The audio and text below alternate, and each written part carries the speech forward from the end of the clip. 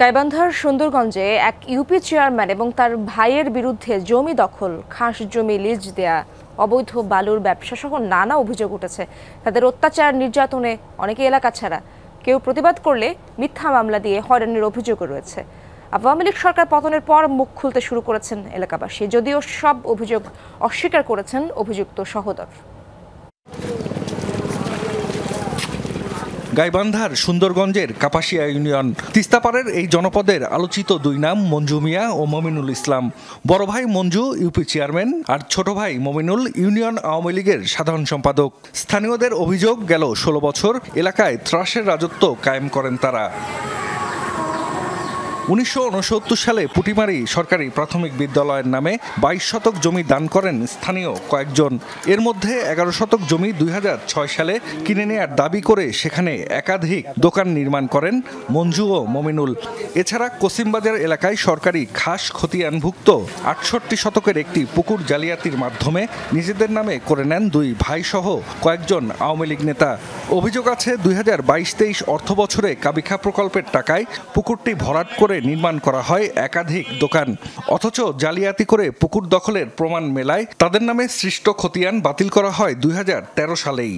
এই জায়গাটা বিশাল একটা পুকুর ছিল, এটা পৈতৃক সম্পদ মনে করে তারা ভোগ দখল করে এই জায়গাটা ব্যবহার করতেছে। চেয়ারম্যান ছাড়া তো এই খাস খতিয়ান জায়গা তো আর কেউ ব্যক্তিগত মালিকানা তারা তো আর দখল করতে পারে না বা রেকর্ড করতে পারে না। দলিল ভুক্ত জমির পরিমাণ 52 শতক। তো আমরা একবার আমাদের এখানে 4তলা ভবন হবে, তখন আমরা এটা মাপার পর আনুমানিক মাপানো হয়েছিল যে 36 থেকে 37 শতক জমির পরিমাণ পাওয়া গিয়েছে। এগুলা ভুয়াভাবে জালজালিয়াতি করে দলিল পার করে নিয়ে ওই জায়গায় তারা ব্যবসা প্রতিষ্ঠান করে ভাড়া দিয়ে খাইতেছে। এলাকায় মাদক কারবার, অবৈধ বালুর ব্যবসা নিয়ন্ত্রণ, হামলা মামলায় মানুষকে হয়রানি সহ বহু অভিযোগ আছে এই দুই ভাইয়ের বিরুদ্ধে। চরের কয়েকশো বিঘা খাস জমি নিয়েও লিজ বাণিজ্যের অভিযোগ করেছেন স্থানীয়রা।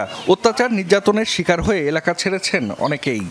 আমার জমিও দখল করে দিয়েছেন, এমন একটা কাজ বাদ যায় নাই তার।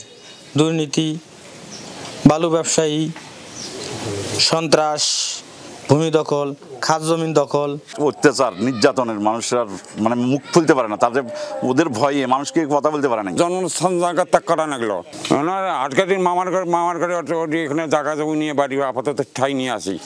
সম্প্রতি সরকারি চাল বিতরণ না করে মজুদের ঘটনায় গোডাউন সিলগালা সহ ইউপি চেয়ারম্যান মঞ্জু মিয়াকে শোকজ করে উপজেলা প্রশাসন।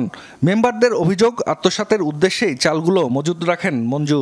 3 টন চাউল আছে, এটা আমরা সম্পর্কে কিছু জানি না। আত্মসাতের উদ্দেশ্য যদি নাই হয়তো তাহলে কি আর অবশ্যই তখন আমাদের বলতো। তবে সব অভিযোগ অস্বীকার করেছেন অভিযুক্ত দুই ভাই। এমনকি আওয়ামী লীগের কোনো পদ পদবি নেই বলেও দাবি করেন মঞ্জু মিয়া। আমার কথা হলো সুনির্দিষ্ট প্রমাণ করে আমাকে দেখে দেন। জনগণ এত পাগল না, বারবার আমাকে বলতে ভাই আমরা রাজনীতি করছি, কারো সাথে দ্বিতীয় দ্বন্দ্বের মধ্যে আমরা নাই। প্রতিষ্ঠান এক জায়গায়, এরা মালিকানা আমরা সেটাই দেখি। অভিযোগ তদন্ত সাপেক্ষে ব্যবস্থা নেওয়ার আশ্বাস স্থানীয় সরকার বিভাগের কর্মকর্তার। ত্রাণের ওই বিষয়টা নিয়ে আমরা তাকে শোকজ করছি, কেন আইনগত ব্যবস্থা নেওয়া হয় না তার বিরুদ্ধে এটা। আর যে অভিযোগটা আছে একজন ব্যক্তির অভিযোগ, এটা নিয়ে আমরা তদন্ত করে বিধিগত ব্যবস্থা নেব। 2003 সালে প্রথম ইউপি সদস্য নির্বাচিত হন মঞ্জু মিয়া।